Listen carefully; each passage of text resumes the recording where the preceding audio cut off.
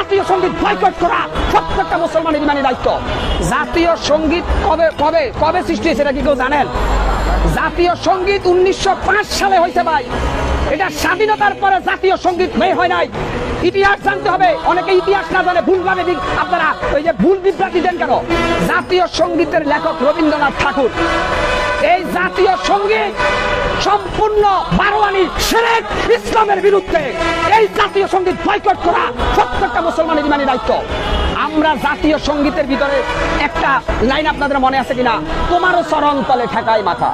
জাতীয় সঙ্গীতে আপনার যেমন কিছু ভালো দিক আছে, আমার সোনার বাংলা, আমি তোমায় ভালোবাসি, চিরদিন তোমার আকাশ তোমার বাতাস, এইভাবে অর্থাৎ জাতীয় সঙ্গীতের ভিতরে বর্তমান যে জাতীয় সঙ্গীত এটার ভিতরে আল্লাহর সাথে নাফরমানিমূলক কথা আছে। কারণ রবীন্দ্রনাথ ঠাকুর উনি অন্য ধর্মের লোক, তিনি উনার ধর্মকে হাইলাইট করার জন্য আমাদের জাতীয় সঙ্গীতের ভিতরে হিন্দুত্ববাদের একটা বাণী তিনি ছড়িয়ে দিয়েছে।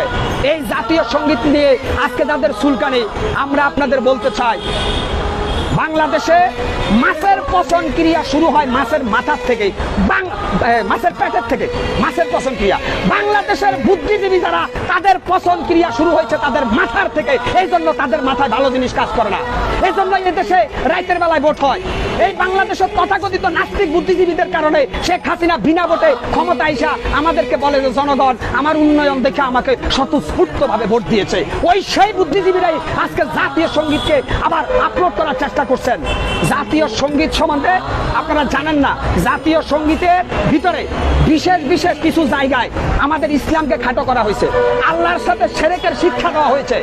জাতীয় সঙ্গীতের অনেক লাইন ইসলামের সাথে সাংঘর্ষিক, কোরআনের সাথে সাংঘর্ষিক। কেন এই জাতীয় সঙ্গীত থাকবে মিয়া?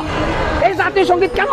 যে জাতীয় সঙ্গীতে ইসলামের সাথে সাংঘর্ষিক, যে জাতীয় সঙ্গীতের অনেক লাইন কোরআনের সাথে সাংঘর্ষিক, সেই জাতীয় সঙ্গীত জাতীয় সঙ্গীত নয়। এটা আরেকটা ধর্মের অনুসারীদেরকে উজ্জীবিত করার জাতীয় সঙ্গীত, সেটা কখনো গোটা দেশের জাতীয় সঙ্গীত হতে পারে না। অতএব আমি চ্যালেঞ্জ করব হাইকোর্ট, জজ কোর্ট, সুপ্রিম কোর্টের বিচারপতিদেরকে, জাতীয় সঙ্গীতকে সংস্কার করা একেবারে 100% যুক্তিক। যারা এটার বিরুদ্ধে কথা বলে তারা রাম আর বামের আছেন, তারা কখনো দেশপ্রেমিক না। ফাইজলামি করলে কাজ হবে ভাই।